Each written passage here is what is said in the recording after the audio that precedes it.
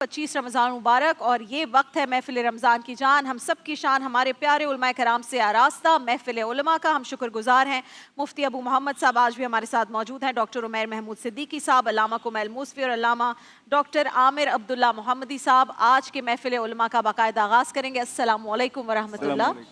सवालात का सिलसिला शुरू करते हैं। इस वक्त सबसे ज़्यादा ईद करीब आ रही है तो सदका फितर का तस्करा, और आप सब के तरफ से अगर थोड़ी सी निशानदही हो जाए क्या ठीक है क्या गलत है, सदका फितर की फजीलत क्या है, किन लोगों पर मुफ्ती अबू मोहम्मद साहब ये वाजिब है, किन लोगों पर वाजिब नहीं है। रमज़ान मुबारक अल्लाह ताला अपने फ़ضल से मुसलमान को जब अता फरमाते हैं और रमज़ान का जब एंड होता है तो उस मौके पर सदका फ़ितर देने का हुक्म है। इसमें एक बड़ी हिकमत तो ये रखी है कि इंसान रमज़ान में चूँकि बहुत सारी इंसान कमियाँ कोताहियाँ इंसान से हो जाती हैं, कहीं रोज़ा रखा है तो कहीं गीबत हो गई, कहीं चुगली हो गई, कहीं गुस्सा हो गया, तो अल्लाह जल्ल शानहू अपने करम से अपने फ़ضल से मुसलमान को रमज़ान का कामिल सवाब देना चाहते हैं ताकि उसमें भी किसी किस्म की कोई कमी कोताही न रह जाए इसके सवाब में। तो उसको पूरा सवाब देने के लिए अल्लाह ताला जल्ल शानहू ने अपनी हिकमत से सदका फ़ितर रखा है।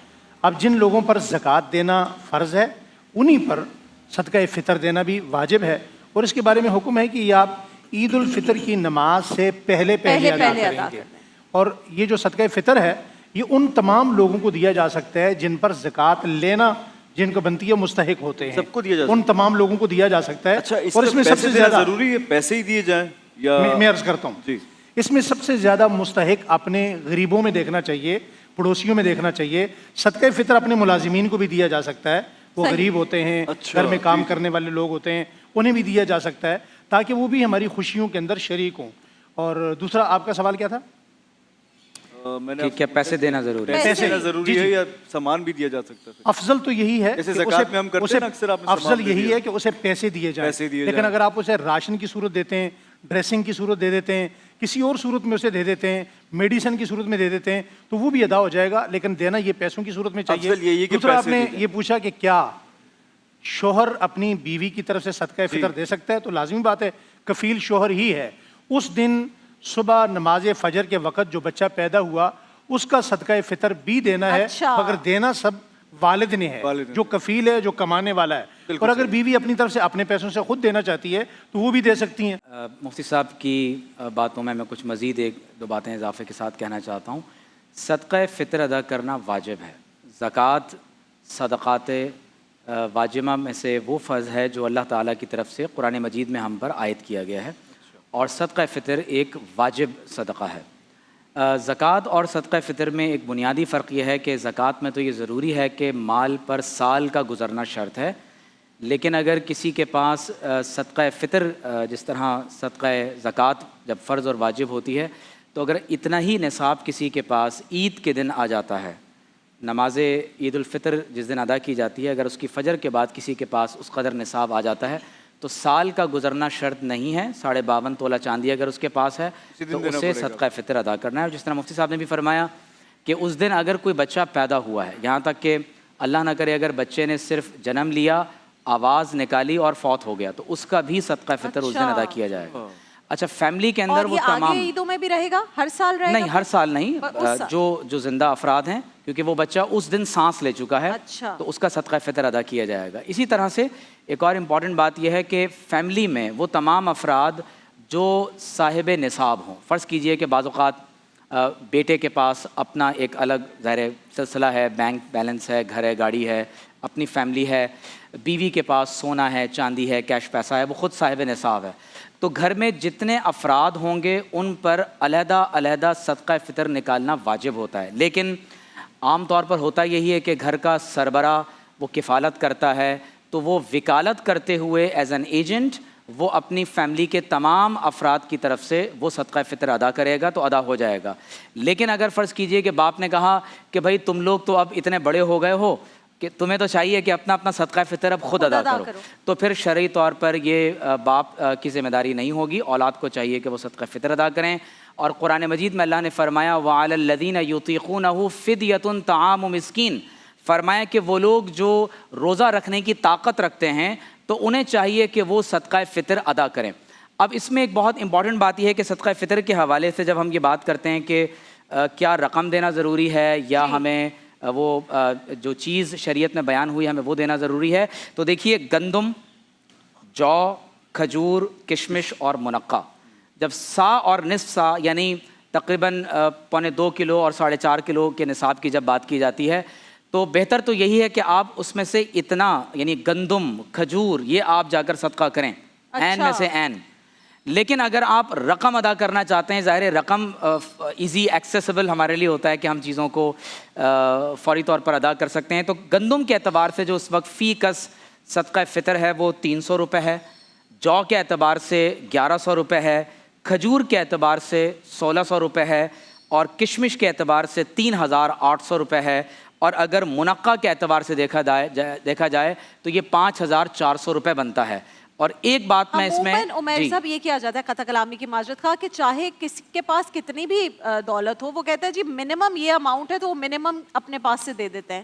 تو یہ اختیار خود ہمارا ہے، ہم نے ڈیسائیڈ کرنا ہے یا ہمیں دیکھنا ہے کہ جی میرے پاس اگر اتنے وسائل ہیں تو میں میکسیمم دوں یا مڈ کیٹیگری میں رہوں. جب قرآن میں اللہ تعالیٰ نے فرمایا کہ جو لوگ روزہ رکھنے کی طاقت رکھتے ہیں وہ ایک مسکین کا فدیہ ادا کریں تو شاہ ولی اللہ فرماتے ہیں کہ یہ صدقہ فطر مراد ہے. اب آگے جا کر کیا قرآن نے کہا ہے کہ ومن تطوع فہو خیر لہ، لیکن اگر کوئی اس سے زیادہ دے دیتا ہے، اس نے کہا کہ نہیں میں ایک نہیں میں 50 مسکینوں کو کھانا کھلاؤں گا، تو قرآن کہتا ہے تمہارے لیے زیادہ بہتر ہے. اور آپ علیہ السلام نے خود فرمایا کہ اللہ کے بندوں کبھی زکوٰۃ کے علاوہ بھی خرچ کر دیا کرو.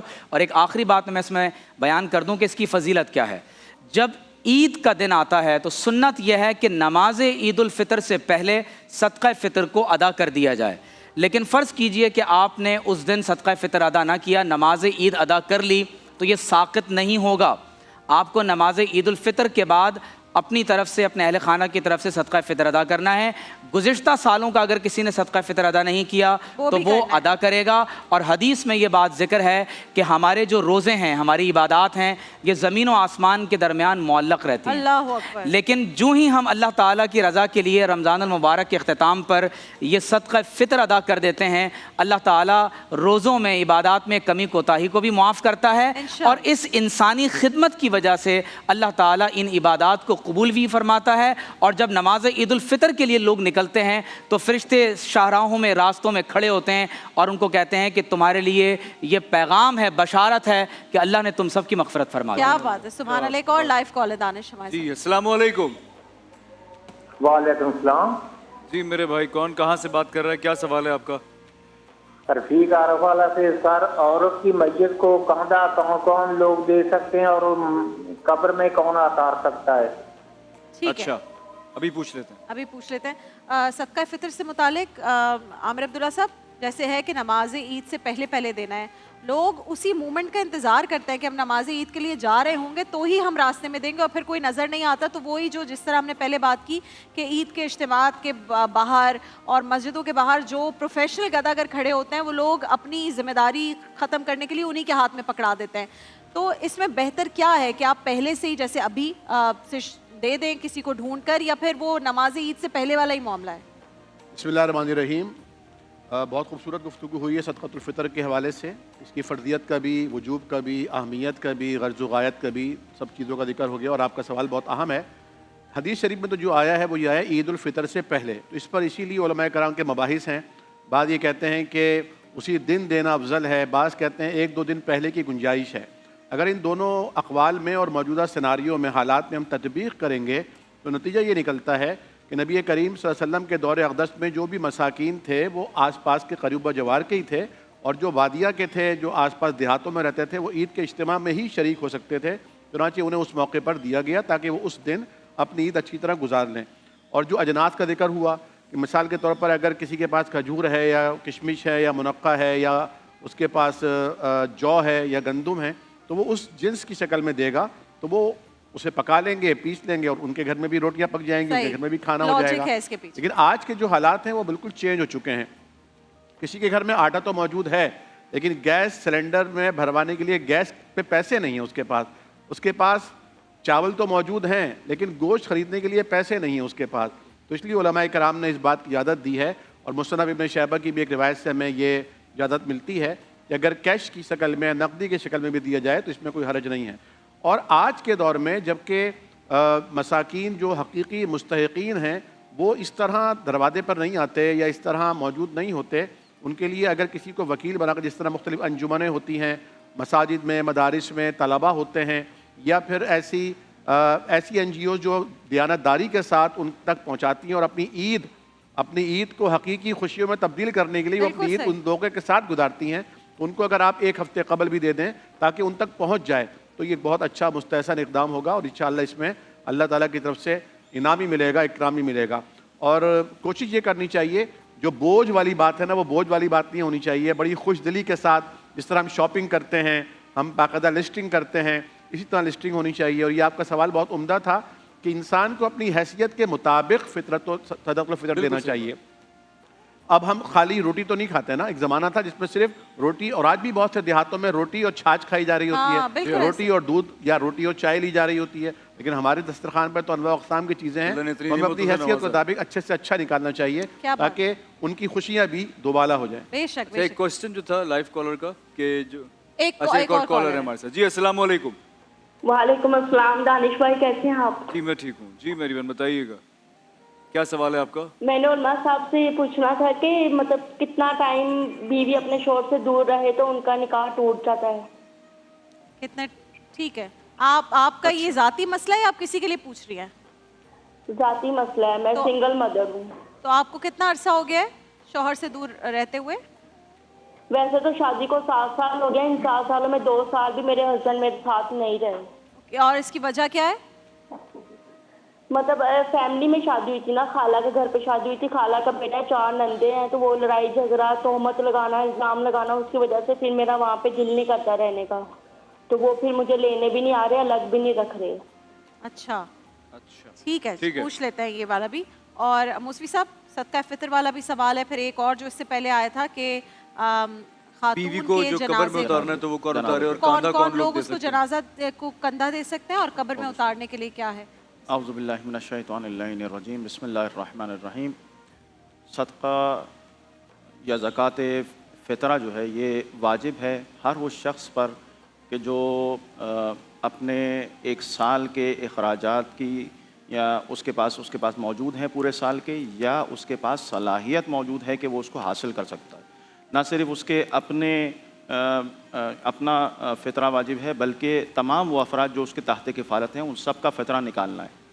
جو آپ نے سوال کیا میں اسی میں سے 2-3 پوائنٹ اٹھاؤں گا. اور دیکھیں یہ جو نظام ہے اللہ تعالیٰ کا, انسان غریبوں اور مسکینوں کو, غریبوں کو یاد رکھے اپنی عید کے اندر, اس لیے پروردگار نے یہ اہتمام کیا تاکہ جو ان چیزوں کو اگر فالو کیا جائے گا تو شاید کوئی بھی ایسا نہیں رہے گا جو عید منائے بغیر رہ جائے. یعنی اس کے لیے اہتمام ہو, اس لیے زکوٰۃ فطرہ ہے تاکہ غریبوں کا خیال رکھا جا سکے. بہتر یعنی اس میں جو حکم ہے وہ یہ ہے کہ تقریباً فقہ جعفری کے مطابق تقریباً 3 کلو بنتا ہے 1 ساع, اور اتنا نکالنا ہے. اور بہتر ہے کہ اس سے زیادہ اگر نکالتا ہے تو مستحب ہے, یعنی ثواب ملے گا جتنا زیادہ نکال سکتا ہے. جتنے بھی افراد تحت کفالت ہیں ان سب کی طرف سے نکالنا ہوگا. اور جیسا میں نے ابھی آپ کی خدمت میں عرض کیا کہ اگر ایک شخص فقیر ہے اور وہ چونکہ اس کے اوپر واجب نہیں ہے لیکن پھر بھی وہ نکالنا چاہتا ہے تو اس کے لیے بھی زکوٰۃ فطرہ نکالنا مستحب ہے. ایک امپورٹنٹ پوائنٹ اس کے اندر ایڈ کر دوں, وہ یہ کہ نکالنا کب ہے؟ نکالنا ہے نماز عید سے پہلے. جو شخص نماز عید پڑھنے کا ارادہ رکھتا ہے اور قصد رکھتا ہے اسے اس سے پہلے نکالنا ہے. اور اگر نہیں نکالا تو پھر اس کے بعد بھی ایسا نہیں ہے کہ وہ باقی نہیں رہے گا, اس کو نکالنا ہوگا. اور کیا عید کی نماز سے پہلے مثلا ابھی جو رمضان کے ایام گزر رہے ہیں اس میں نکال سکتا ہے؟ نہیں. تو اس میں یہ ہے کہ اس کو دے, قرضے کی نیت کر لے اس میں کہ میں اس کو ایز اے لون دے رہا ہوں, اور جب لون کی نیت کر لے گا تو پھر جب واجب ہو جائے گا اس کے اوپر وقت آ جائے گا اس وقت نیت کر لے کہ میں نے اس میں اس کو کیلکولیٹ کر لیا. اس طرح سے یہ پہلے بھی دیا جا سکتا ہے, اس میں کوئی مذائقہ نہیں ہے. نماز جنازہ کے حوالے سے نامحرم جو ہے وہ کاندھا دے سکتے ہیں بشرطیہ کہ اس کے عورت کے بدن کو مس نہ ہو رہا ہو, ٹچ نہ ہو رہا ہو. قبر میں اتارنے کے لیے لیکن محرم کا ہونا شرط ہے. صرف وہی قبر میں اتار سکتا ہے جو محرم ہو. اور بحمد اللہ تمام مسلمان اس بات کی رعایت کرتے ہیں کہ اس موقع پر جب اس کے چہرے کو کھولا جاتا ہے, قبر میں اتارا جاتا ہے, تو خود دور ہو جاتے ہیں. ان چیزوں کی رعایت کرنا, چونکہ نامحرم ہے, ایک خاتون ہے, لہذا ان کا احترام ہے اور اس موقع پر قبر سے دور ہو جانا چاہیے. فقط محرم ہے جو قبر کے اندر اتار سکتا ہے. کیا شوہر اپنی بیوی کو اور بیوی اپنے شوہر کو جو مرحوم ہو گئے غسل دے سکتا ہے عمیر محمود صاحب؟ دیکھیے اس پر تو اتفاق ہے کہ اگر شوہر کا انتقال ہو جاتا ہے تو بیوی اپنے شوہر کو غسل بھی دے سکتی ہے, کفن بھی دے سکتی ہے, اور ظاہر ہے کہ اس کی تدفین اور دیگر امور میں براہ راست وہ شرکت کر سکتی ہے. یعنی جو عموماً کہا جاتا ہے کہ اب وہ آپ کے لیے نامحرم ہو گیا, تو یہ بات غلط. یہ ہمارے ہاں بہت زیادہ سپرسٹیشس قسم کی چیزیں معاشرے میں ہیں. بعض اوقات اگر شوہر کا انتقال ہو جائے تو لوگ کہتے ہیں کہ اس لڑکی کو ہاتھ مت لگانے دینا, دیکھنا نہیں. میں نے خود دیکھا ہے. اور بعض اوقات خاندان کی کچھ بڑی بوڑھی عورتیں اس طرح کی باتیں بھی بناتی ہیں. لیکن کیسے آپ تو ساری عمر ایک خاتون کے ساتھ نکاح میں رہے ہیں یا وہ خاتون آپ کے ساتھ رہیں تو کیسے؟ بالکل ایسے یعنی کس قدر ایفیلیشن انسان کی ہوتی ہے. تو بیوی اپنے شوہر کو غسل بھی دے سکتی ہے اور اس کی تجہیز و تکفین کا اہتمام بھی کر سکتی ہے. جہاں تک تعلق اس بات کا کہ کیا شوہر اپنی بیوی کو انتقال کے بعد غسل دے سکتا ہے, کفن دفن میں یا قبر میں اتارنے کا اہتمام کر سکتا ہے, تو اس میں ہمارے ہاں اہل علم کا اختلاف ہے. جو ائمہ ثلاثہ ہیں جن میں خاص طور پر امام مالک, شافعی اور امام احمد بن حنبل رحمہم اللہ, ان کا موقف یہی ہے کہ شوہر اپنی بیوی کو غسل بھی دے سکتا ہے, اسے کفن بھی دے سکتا ہے, اسے قبر میں بھی اتار سکتا ہے. آپ علیہ الصلوۃ والسلام نے ام المومنین حضرت عائشہ صدیقہ رضی اللہ تعالی عنہا سے فرمایا تھا کہ اگر آپ کا میری زندگی میں وصال ہو گیا تو میں آپ کو غسل بھی دوں گا اور آپ کو کفن بھی دوں گا. اور حضرت سیدہ کائنات فاطمہ الزہرا سلام اللہ علیہا کو حضرت علی المرتضیٰ رضی اللہ تعالی عنہ اور حضرت ابو بکر صدیق رضی اللہ تعالی عنہ کی زوجہ حضرت اسماء بنت امیس رضی اللہ تعالی عنہما نے غسل دیا تھا. تو لیکن فقہ حنفی کے مطابق جو شوہر ہے وہ بیوی کو دیکھ سکتا ہے انتقال کے بعد, لیکن اس کو چھو نہیں سکتا, اور قبر میں اتارنے کے لیے کوشش کرنی چاہیے کہ جو محرم رشتہ دار ہیں, کیونکہ ظاہر ہے کہ اس میں عورت کے جسم کو ہاتھ لگانا ہوگا, اس کو قبر میں اتارنا ہوگا, تو جو محرم رشتہ دار ہیں وہ اس کو قبر کے سپرد کریں. بالکل ٹھیک ہے. لاہور اس کے مضافات میں کچھ ہی دیر میں اذان مغرب کا وقت ہوا چاہتا ہے اور اس کے بعد محفل علماء جاری و ساری, ہم واپس حاضر ہوں گے, ہمارے ساتھ رہے گا. پچھلے والے سوال پہ کسی نے کچھ ایڈ تو نہیں کرنا, جنازے والے اس پہ ہم آگے سوال پہ چلے جائیں. اچھا جی, ایک سوال آیا ہوا ہے کہ جس طرح ہم مرحومین کے ایصال ثواب کے لیے عمرہ کر سکتے ہیں, اس طرح کہ اپنے زندہ قریبی رشتہ داروں اور تعلق والوں کے ایصال ثواب کے لیے بھی کر سکتے ہیں عمرہ یا حج؟ ان کو تو پیسے دے کے بھیجنا دیں خود اگر زندہ ہیں تو.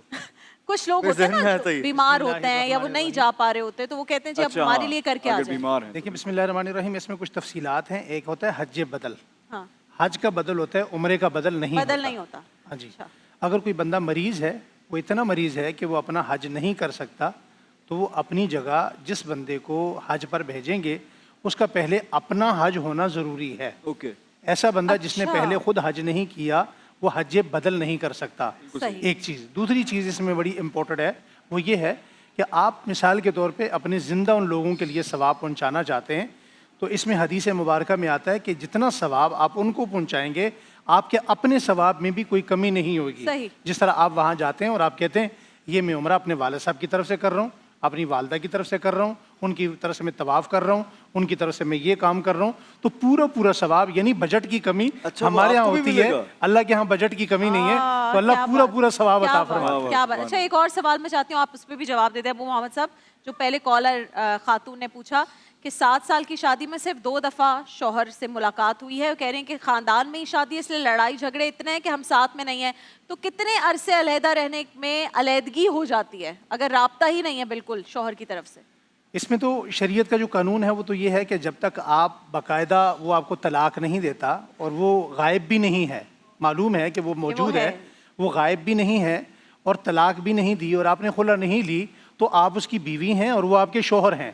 اب اس سے علیحدگی کے لیے آپ کو قانونی راستہ اختیار کرنا پڑے گا, آپ کو خلع کی طرف جانا پڑے گا, آپ کو کچہری کی طرف جانا پڑے گا, آپ اس سے خلع لے لیں, یا اس کے اندر وہ ایوب موجود ہیں کہ آپ تنسیخ نکاح کا کیس دائر کر سکتی ہیں, وہ کریں تاکہ تنسیخ نکاح ہو جائے. آفیشلی کرنا پڑے گا عامر عبداللہ صاحب, ایسا نہیں ہو سکتا کہ وہ الگ ہیں. کس صورت میں یہ ہوتا ہے کہ جب پتہ ہی نہ ہو شوہر کا کہ وہ کہاں پر ہے یا وہ زندہ ہے یا نہیں ہے, ٹریول اکثر لوگ کرتے ہیں اور پتہ نہیں ہوتا, اس صورت میں پھر کیا ختم ہو جاتا ہے؟ اور بہت سارے یہاں سے لوگ جو ہیں وہ اپنے کاروبار کی غرض سے یا نوکری کی غرض سے کبھی مڈل ایسٹ میں ہوتے ہیں, سالوں وہاں رہتے ہیں, 2-2 3-3 سال, پھر واپس آتے ہیں, فیملی یہاں ہوتی ہے, تو پھر ان کے لیے کیا حکم ہے؟ جی جیسا کہ فرمایا نا کہ مفقود الخبر کا جو معاملہ ہے وہ ایک الگ نوعیت رکھتا ہے کہ اگر اس نے شادی کی اور پھر وہ غائب ہو گیا, یعنی اس کا پتہ ہی نہیں چل رہا کہ زمین کھا گئی یا آسمان نکل گیا, تو اس صورت میں یہ دیکھا جائے گا کہ اس معاملے کو کتنا سال گزرا ہے. جو فقہائے متقدمین کا جو فتویٰ تھا اس حوالے سے وہ یہ تھا کہ 90 برس تک کی عمر میں انتظار کیا جائے گا، لیکن متاخرین نے اس میں پھر امام مالک رحمۃ اللہ علیہ کے قول کو جو ہے 90 برس، جو اس عورت کی جو ایج ہوگی اس دیکھے گی کہ اس علاقے کے جو خواتین ہیں ان کی جو ہم عمر خواتین ہیں ان کی جب تک وہ زندہ ہیں شاید آ جائے تو اس وقت تک وہ نکاح نہیں کرے گی.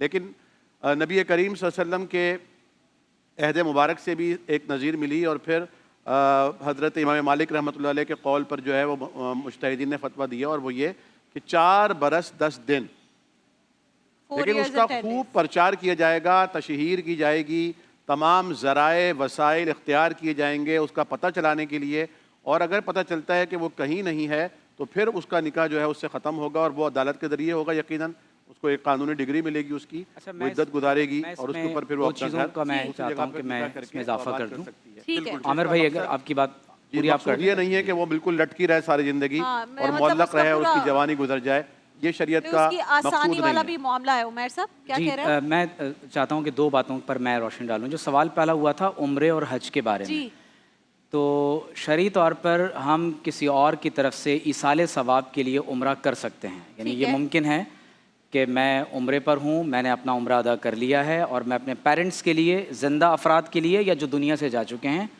ان کی نام سے طواف بھی ہو سکتا ہے، ان کے نام سے عمرہ بھی ہو سکتا ہے کہ ان کے لیے ایصال ثواب ہو جائے. حج بدل کے لیے یہ بات شرط نہیں ہے کہ جو شخص حج کرنے جا رہا ہے اس کا اپنا حج ادا ہو چکا ہو.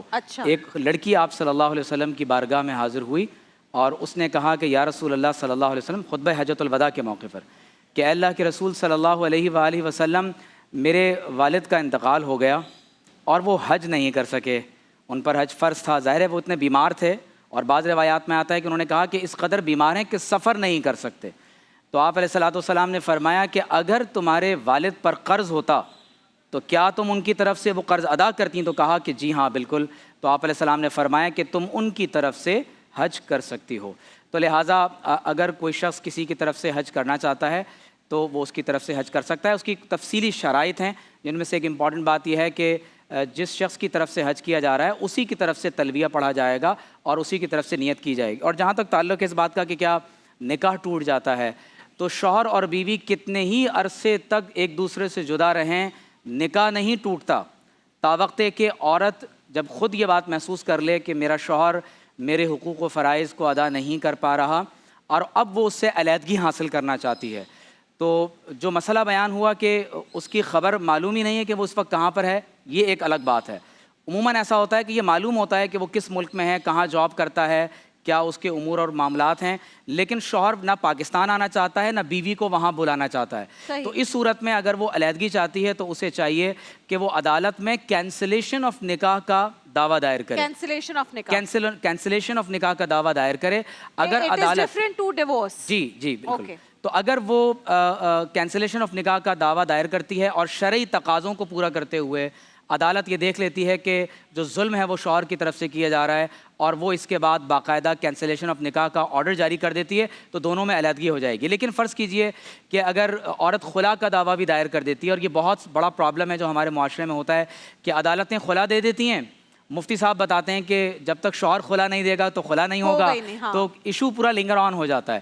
تو اس میں خاص طور پر اس کا جو بات کو پیش نظر رکھنا چاہیے کہ اگر ظلم اور عدوان شوہر کی طرف سے ہے، وہ نان، نفقہ، سکنا، ازدواجی حقوق پورے نہیں کر رہا، بیوی کو یہاں چھوڑ کر باہر کسی اور ملک میں رہ رہا ہے، اور پھر عورت عدالت میں خلا کا دعویٰ بھی دائر کر دیتی ہے، تعنت اور ظلم شوہر کی طرف سے ہے، شرعی طور پر یہ ثابت ہو جاتا ہے کہ واقعتاً ظلم شوہر کی طرف سے ہے، تو قضاء علی الغائب کے تحت بھی اس پر حکم ہو جائے گا اور خلا واقع ہو جائے گا. فقہ جعفریہ میں کیا معاملہ ہے مولوی صاحب؟ الشیطان اللعین الرجیم، بسم اللہ الرحمن الرحیم.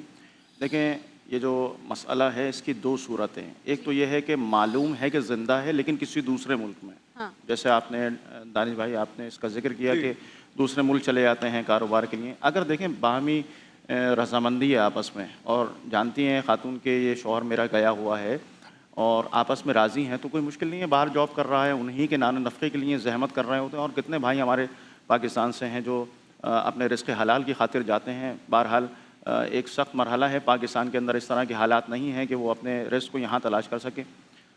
اس میں یہ ہے کہ 4 مہینے بہتر ہے کہ یعنی جب اگر میاں بیوی جو دوری ہے وہ 4 مہینے سے زیادہ نہیں ہونی چاہیے. ہاں جو اگر باہمی رضامندی ہے تو وہ زیادہ ہو سکتی ہے, لیکن اس کے جو حقوق ہیں اس کو فراموش نہیں کرنا چاہیے. یہ نہیں ہے کہ صرف کمانے میں لگ جائے انسان اور اپنے بچوں کو, اپنی بیوی کو رحم و کرم پہ چھوڑ دیں, اور پھر جو معاشرے کے اندر مسئلے مسائل ہوتے ہیں وہ یہاں بیان نہیں ہو سکتے. پہلی صورت تو یہ ہے کہ معلوم ہے کہ زندہ ہے, تو یہاں پر وہ یعنی انتظار کرے گی, اس کا صبر کرے گی, اور نان و نفقہ چونکہ شوہر کی ذمہ داری ہے تو اس کو ادا کرنا ہے, اور اگر وہ ادا نہیں کر رہا تو وہ حاکم کی طرف رجوع کرے گی. حاکم یا اس کا وکیل جو ہے وہ اس کے نان و نفقہ, اور اگر وہ نہیں ہے تو کسی کو اس نے اگر اپنا ولی و سرپرست یہاں پر چھوڑا ہوا ہے تو اس کی ذمہ داری ہے. اور اگر یہ دونوں بھی نان و نفقہ نہیں دے رہے, اس صورت میں اس کو یہ حق موجود ہے کہ وہ طلاق کے لیے حاکم سے کہے کہ چونکہ میرا حق ہی ادا نہیں ہو رہا کوئی, لہذا میں طلاق لینے کی یعنی وہ درخواست دائر کر سکتی ہے. دوسری صورت جو آپ نے کہا مفقود الاثر ہونا, پتہ ہی نہیں ہے کہ زندہ ہے یا مر گیا ہے, تو یہاں پر بھی اسے صبر کرنا ہے اور نان و نفقہ دیکھا جائے گا. اگر نان و نفقہ موجود ہے تو اس کے مال میں سے, شوہر کے مال میں سے, تو اسی میں سے ادا کیا جائے گا. اگر ولی و سرپرست ہے تو اس سے مطالبہ کرے گی, اور اگر وہ بھی نہیں ہے تو 4 سال پھر انتظار کرے گی. 4 سال تک وہ صبر کرے گی کہ میرا شوہر آتا ہے, اور اگر نہیں خبر ملتی تب بھی وہ خود سے طلاق نہیں لے سکتی بلکہ حاکم کی طرف جائے گی اور اس کی طرف سے پھر طلاق کے صیغے جاری ہوں گے. ایک چھوٹی سی بات اور ایڈ کر دوں کہ جب تک شرعی طور پہ صیغے طلاق کے جاری نہیں ہوں گے, جب تک طلاق ہمارے یہاں فقہ جعفری کے مطابق نہیں ہوتی. اگر کوئی کورٹ میں جا کے ڈائیورس کا کیس وہ اپلائی کرتی ہے اور وہاں سے وہ طلاق لے لیتی ہے, جب تک صیغے جاری نہیں ہوں گے وہ شرعاً طلاق شمار نہیں ہوتی. ٹھیک ہے, سب کا اوپینین آ گیا. بہت بہت شکریہ مفتی ابو محمد صاحب, آپ کا بہت زیادہ شکریہ, کیونکہ آج آپ روانہ ہو رہے ہیں انشاءاللہ, آؤٹ آف سٹی ٹریول کر رہے ہیں. آپ کے ساتھ اتنے دن بہت کچھ سیکھنے کا موقع ملا, بہت اچھی چیزیں ہم نے آپ کے منہ سے جو مسائل کے جوابات سنے اس سے میں نے بہت کچھ سیکھا, اینڈ آئی ایم شیور کہ بہت سارے لوگ مستفید ہوئے ہوں گے. بہت بہت شکریہ آپ کا. کچھ کہنا چاہیں گے؟ بسم اللہ الرحمن الرحیم. آخری بات میں کہنا چاہوں گا, سب سے پہلے تو جو گرین سیٹ کی گرینلی ہے اس کی پوری دنیا میں بڑی دھوم ہے, اور یہاں کی جو جتنے بھی پروگرام ہیں, بالخصوص علماء کی جو محفل ہے یا مجلس ہے, اس کے بڑے تذکرے ہیں, بڑی دھوم ہے. اللہ تعالیٰ اس کو اپنی بارگاہ میں قبول فرمائے. اس پر میں اپنے جاتے جاتے شکریہ ادا کرنا چاہتا ہوں گرین ٹی وی کی جو انتظامیہ ہے ان کا, اور جس انداز سے پھر بھائی دانش صاحب اور آپ اس پروگرام کو لے کر چل رہے ہیں. اللہ تعالیٰ کرے کہ یہ اس کا فیض جاری ساری رہے. آخر میں ایک میسج میں دینا چاہتا ہوں کہ اس وقت جو پوری دنیا کا سینیریو بنا ہوا ہے, میں اپنی قوم سے یہ کہنا چاہتا ہوں کہ اس وقت ہمارے ملک کو ہماری ضرورت ہے. 2 طرح سے ضرورت ہے. ایک تو اپنے ملک کے لیے, اپنی افواج کے لیے, پاک آرمی کے لیے, فضائیہ کے لیے, نیوی کے لیے, اور جتنی بھی افواج ہیں بالخصوص امن کے لیے دعا بھی کریں اور اتحاد کا مظاہرہ کریں. اور آخر میں جاتے جاتے میں ایک میسج یہ کہوں گا کہ اس مہینے میں رمضان المبارک میں آپ بہت سارے غریب لوگوں کا اپنا جو ہے نا خیال کرتے ہیں, لیکن ایک ایسا سفید پوش طبقہ ہے جن کا کوئی خیال نہیں کرتا. یقیناً آپ کے محلے میں ایک مسجد ہے, اس مسجد میں ایک امام ہے, ایک خطیب ہیں, ایک مؤذن ہیں, ایک قاری صاحب ہیں. آپ جہاں اپنے لیے بہت ساری شاپنگ کرتے ہیں, اپنا خیال کرتے ہیں, آپ کو روڈ پر ہاتھ پھیلانے والے بہت سارے لوگ نظر آئیں گے, مگر یہ وہ طبقہ ہے جو کسی کے سامنے ہاتھ نہیں پھیلاتا. آپ ان کا بہت زیادہ خیال رکھیں, ان کا آپ لوگوں کے اوپر حق ہے. اور دوسرا آخری میسج یہ ہے کہ خاندان سادات جنہیں صدقہ نہیں لگتا, اس موقع پر اپنی خوشیوں میں انہیں بھی اپنے پاکیزہ مال میں یاد رکھیں. آپ کا بہت بہت شکریہ. اور آپ اپنے بیٹے کے تحفہ میری طرف سے, جزاک اللہ, بہت بہت شکریہ جی. اور مجھے بھی پتا چلا آپ کے بیٹے کا ختم القرآن ہے, مفتی صاحب کے بیٹے کا ختم القرآن ہے, جس وجہ سے آپ جلدی جا رہے ہیں, تو بہت بہت مبارک ہو اس. جزاک اللہ, بہت شکریہ. ہمارا بیٹا محمد, اس کا پہلی مرتبہ میرے اپنے مسلح پہ وہ قرآن سنا رہا ہے. کیا بات ہے, ماشاءاللہ. اس کا ختم ہے, انشاءاللہ آپ کے لیے دعا کی جائے. بہت بہت مبارک. آپ سب کا بہت شکریہ. آپ سب کا بہت شکریہ. دیکھیے محفل رمضان لائیو ٹرانسمیشن روزانہ دوپہر 2 بجے سے صرف گرین انٹرٹینمنٹ پر.